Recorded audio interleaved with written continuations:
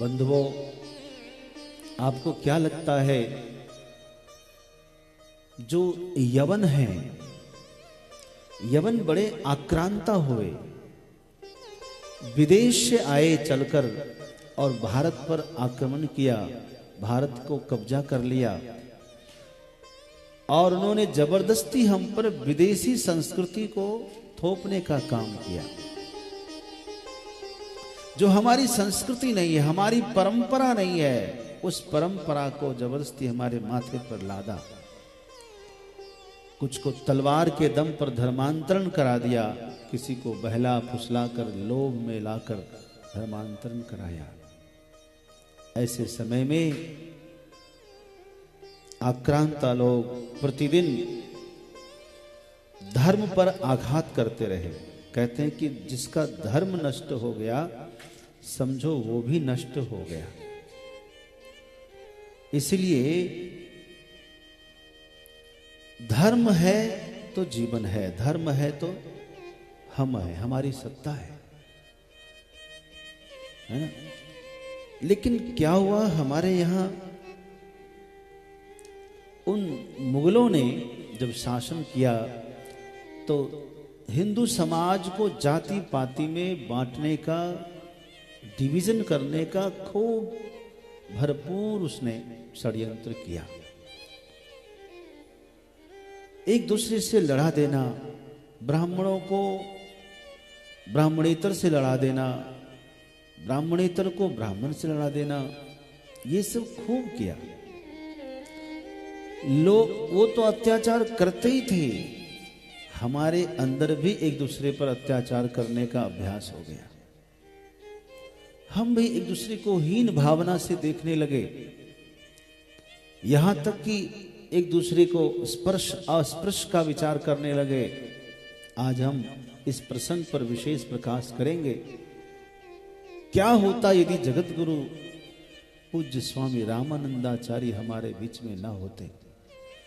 कैसे धर्म की रक्षा किया इन महापुरुषों ने, आज हम इस पर विशेष प्रकाश करेंगे। बंधुओं, षड्यंत्र ऐसा कि हमारे धर्म ग्रंथों को जहां दिखे वहां आग लगा दे, हमारे लाइब्रेरियों में, पुस्तकालयों में आग लगा दे, धर्म ग्रंथों को जला देना।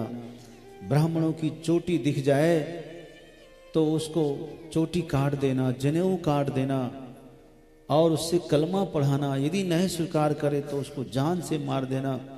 ये सब बहुत हुआ, ये सब भरपूर हुआ यहां। और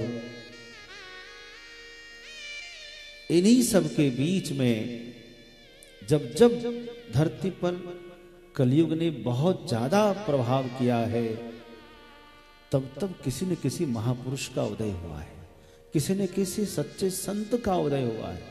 एक बात याद रखना, हर युग में भगवान का अवतार हुआ है, हर युग में, हर कल्प में, हर मनवंतर में, परंतु कलयुग में भगवान का अवतार संत के रूप में हुआ है, ये बात हम जानते नहीं। सभी देवताओं का अवतार एक बार कलयुग में हो चुका है, हो चुका है। लेकिन हमारा ये है कि हम जान नहीं रहे, पता नहीं कर पा रहे हैं, उसमें महत्व बुद्धि नहीं कर पा रहे हैं। मानव का स्वभाव है कि हम किसी को सम्मान जल्दी देना नहीं चाहते हैं, यही कारण है। एक बात ध्यान से देने वाली बात है कि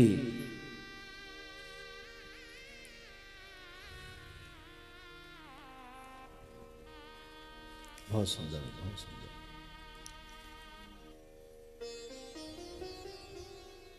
एक बात जो हम बताना चाहते हैं वो ये कि इस देश को में जो आज हिंदू बचे हुए हैं, जिस तरह से आक्रांताओं ने, मुगलों ने भारत की सत्ता को हथियाने के बाद जिस तरह से उन्होंने रीति अपनाई थी कि मारो काटो, जैसे तैसे लोगों को मुसलमान बनाओ, एक भी नहीं बचता।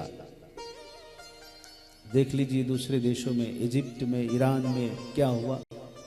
दूसरे देशों में चले जाइए, पूरी कंट्री की कंट्री इस्लामिक हो गई। लेकिन धन्य है ये महापुरुष जो समय पर अवतार ले लिए और उनसे वापस मनवा लिया। ये काशी की वो धरती है जहां पर इन महापुरुषों ने उनके जब निवाज करने, नमाज पढ़ने जाते ना, तो उनका वाणी बंद कर दिया, अवरुद्ध हो गई, सबको विकलांग, क्या वो लकवा मार गया। काशी की किसी मस्जिद में बंद हो गई अजान, सब परेशान, ये क्या हो रहा है, सबको लकवा मार रहा है। और सब विचार करने लगे। उनके प्रधान किसी मौलाना ने विचार किया कि लगता है इसमें किसी हिंदू संतों का कुछ है, काशी में ऐसे कौन है, पता करो। और सब पता करके जब रामानंदाचार्य के पास आए, हम अभी बताएंगे, चर्चा करेंगे, जगत गुरु रामानंदाचार्य ने सबको लिखित शर्त दिया, ये सब ये सब ये सब ये सब नहीं करोगे और लिखवा के लाओ। उसके बाद उसको इजाजत दिया, हाँ अब आप कर सकते हो, तब थमा है। तो बंधुओं, ये जो कहते हैं ना कि आग लगी आकाश में, झरझर गिरत अंगार, संत न होते जगत में, तो जल मरता संसार। ये महापुरुष न होते तो संसार नहीं रहता बंधुओं। इन महापुरुषों के बदौलत हमारा धर्म टिका हुआ है। हाँ, और किसी की बदौलत नहीं है।